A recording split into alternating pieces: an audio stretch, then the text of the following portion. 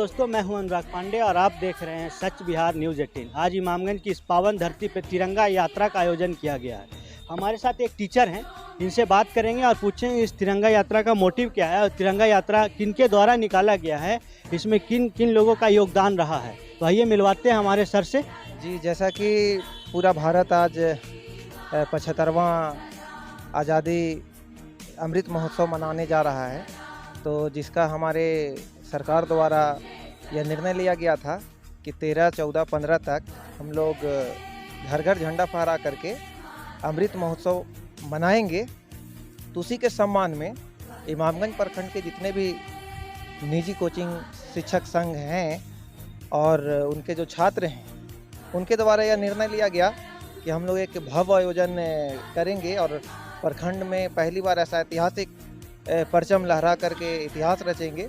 और हमें लगता है कि उसमें हमारा संगठन जो है सफल हो चुकी है और भारत के सम्मान में, ये स्वतंत्रता दिवस के सम्मान में हम लोगों ने तिरंगा झंडे का ये जो भव्य यात्रा था उसको निकाला है।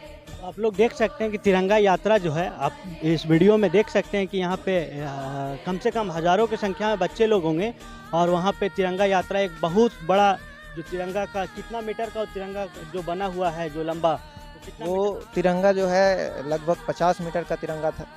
यात्रा में जो हमारा तिरंगा का लंबाई था वो लगभग 50 मीटर का था और एक लड़की के लिए भी था, वो भी 50 मीटर का था।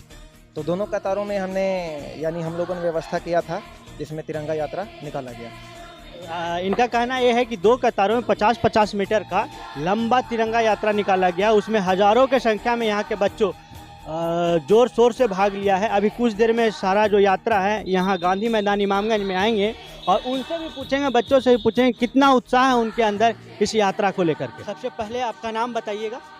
हमारा नाम एमडी शारिक हुआ और मैं इस क्षेत्र में इमामगंज विधानसभा के क्षेत्र में बच्चों के लिए हमेशा आगे बढ़ चढ़ के अपने छात्र छात्राओं के लिए हमेशा खड़ा रहता हूं और मेरा शौक़ है कि मैं अपने बच्चों को इमामगंज क्षेत्र को डेवलप करना। तो जो तिरंगा यात्रा निकला 14 अगस्त को, जो तिरंगा यात्रा निकाला गया इमामगंज में, आप लोग कोचिंग संस्थान वाले जितने सभी निजी कोचिंग वाले हैं सभी मिलकर तिरंगा यात्रा निकाला, उसका उद्देश्य क्या था? देखिए, उद्देश्य ये था कि सबसे पहले तो हमारे देश के प्रधानमंत्री ने एक उद्देश्य दिया कि हर घर तिरंगा, इसको हम लोगों ने एक जागरूकता रैली निकाल करके एक हमारे जो भी ग्रामवासी हैं, हमारे प्रखंडवासी हैं, उनको मैसेज देना कि आप अपने तिरंगे की जो हमारी शान है, हमारी देश की, भारत की जो शान है, उसको हम घर घर में लगा करके ये एक मैसेज दें। हम जिस तिरंगे में जब हमारा सैनिक भाइयों को जब किसी तरह की घटना होती है तो हम इस कफन में जाते हैं और ये हमारी बहुत बड़ी शान है। हमको इसको मैसेज देना था, मकसद हमारा था कि मैसेज देना, हर हर घर तिरंगा। सबसे बड़ी चीज़ है, तिरंगा को राजनीतिकरण नहीं किया जाना चाहिए।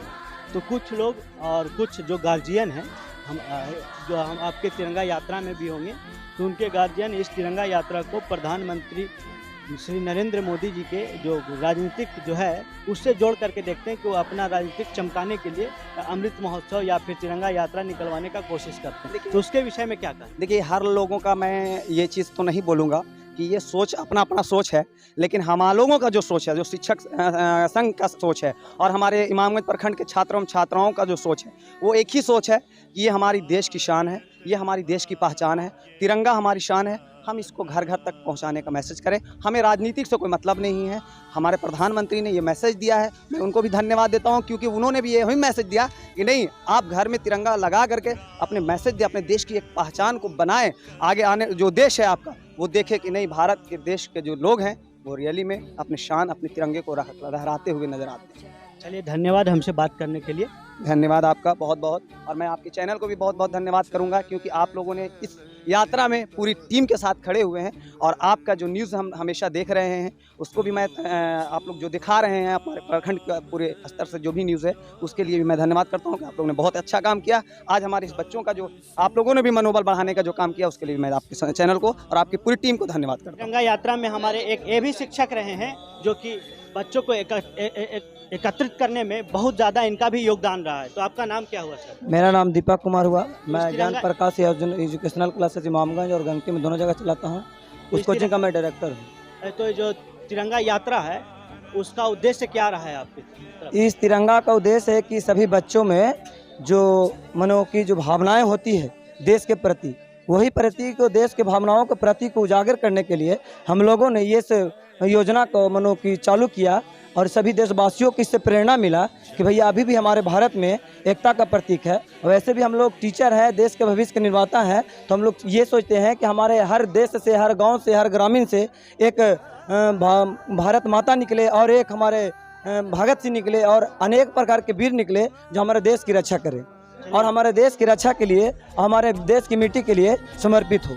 चलिए, धन्यवाद।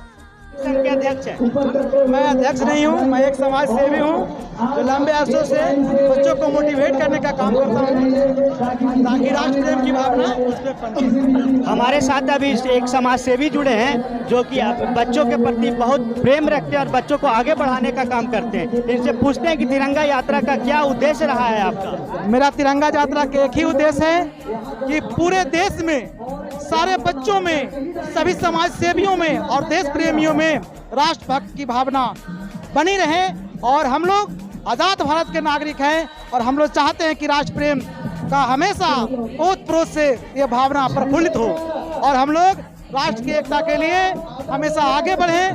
जब जब हमारे देश पर कोई खतरा हो तो हम लोग उसका एकता का परिचय देते हुए आगे बढ़ने का काम करें। जी, धन्यवाद। इस तिरंगा यात्रा के लिए आपका उद्देश्य क्या रहा है? और सबसे पहले अपना नाम और कौन से कोचिंग से बिलोंग करते हैं, कौन से कोचिंग में बच्चों को पढ़ाते हैं, वो जो बच्चों को बताइए। ठीक है, सबसे पहले मेरा नाम Anuj Kumar, senior coaching centre के प्राचार्य महोदय हूँ। अभी फिलहाल मैं गया में लोको पायलट के पद पर कार्यरत हूँ। तो ये जो तिरंगा यात्रा है, आप लोको पायलट होते हुए भी इस तिरंगा यात्रा के लिए अपना समय निकाला और बच्चों को एक संगठित रहने का जो प्रेरणा दे रहे हैं, उसके लिए आपको प्रोत्साहन कहाँ से मिलता है? शुरू से मैं इस कोचिंग के माध्यम से जुड़ा हूँ, कोचिंग के जुड़कर, ठीक है ना।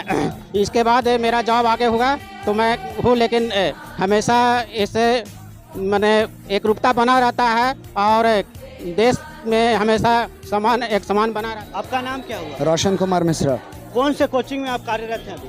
मैं अभी अचीवर्स और पैरामाउंट दोनों में लेता हूँ क्लास। तो आप बच्चों को जो तिरंगा यात्रा करने के लिए जो ढेर सारे बच्चे यहाँ पे आए, उसके लिए उन्होंने प्रोत्साहन का बहुत ज़रूरत पड़ता है। कोई बच्चे सुबह में उठ करके इतना दूर से गांव से आकर के इस तिरंगा यात्रा में शामिल होना बहुत मुश्किल लगता है, लेकिन उन लोगों को एकजुट करने का काम किया आप शिक्षकों ने, तो कैसे किया आप लोगों ने? देखिए, आज के संदर्भ में बात करें तो इनके लिए बड़ी बात है, पर जब हमारा समय था ये बड़ी बात नहीं होती थी। आज देश के जवान जो हमारे बॉर्डर पे हैं, हमारे लिए शहीद हो रहे हैं, हमारी रक्षा कर रहे हैं, उनको न जाने कितनी मेहनत करनी पड़ती है। आज के युवाओं को प्रेरणा लेनी ही चाहिए कि वो जवान जो हमारी रक्षा के लिए अपनी जान दे सकते हैं, बलिदान कर दे सकते हैं, तो फिर हम क्यों नहीं। और ये तो थोड़े मोड़े 2-4 किलोमीटर चलने से कुछ नहीं होता है। हमारा देश है, अपना है, हमारा खून इस मिट्टी में मिला हुआ है और हम यही के हैं, यही के रहने वाले हैं। इसीलिए जब हमने इस धरती से कुछ लिया है तो इस धरती को कुछ देने का भी हमारा ही रिस्पॉन्सिबिलिटी है। और हम जो देश के नागरिक हैं यही तय करेंगे कि हमारा देश कहाँ पहुँचेगा, कितना उत्कर्ष इसका होगा, कितना उत्थान होगा। और हम हर समय प्रयासरत हैं अपने देश को आगे बढ़ाने के लिए। और युवा आजकल जिनके रोल मॉडल भगत सिंह, चंद्रशेखर आज़ाद जैसे लोग रहने चाहिए और ये बॉलीवुड के हीरोज़ वगैरह नहीं होने चाहिए। ये केवल जो है सो रियल लाइफ है, रियल लाइफ नहीं है। तो हमें मॉडल बनाना चाहिए तो हम जो है सो अब्दुल हमीद को बनाएं, APJ अब्दुल कलाम सर को बनाएं, सुभाष चंद्र बोस को बनाएं, भगत सिंह को बनाएं, खुदीराम बोस को बनाएं, जिन्होंने हंसते हंसते अपनी जान की आहुति दे दी, कुर्बानी दे दी। तो हमें भी सीख लेनी चाहिए, हमें पीछे नहीं हटनी चाहिए। ये देश हमारा है, हम यहाँ के नागरिक हैं और हमारी जो एक कण जो मिट्टी की है वो हमारी है और हम इसी के लिए समर्पित रहेंगे। धन्यवाद। सबसे पहले तो मैं जितना इमामगंज की धरती पे छात्र एवं छात्राएं हैं, सबसे पहले उनको धन्यवाद देना चाहता हूं, क्योंकि उन्होंने डिसिप्लिन के साथ ये यात्रा को अपने तहे दिल से स्वागत करते हुए, तिरंगा को अपमान न करते हुए और पूर्ण रूप से ध्यान देते हुए इस यात्रा को सफल बनाए। और इमामगंज धरती के सारे सम्मानित शिक्षकों को मैं दिल से धन्यवाद देना चाहता हूं, क्योंकि उन्होंने इस यात्रा को सफल बनाने में दिन रात एक कर दिए। आप कौन से कोचिंग से हैं सर? मैं पाई क्लासेस इमामगंज का टीचर हूं। चलिए धन्यवाद।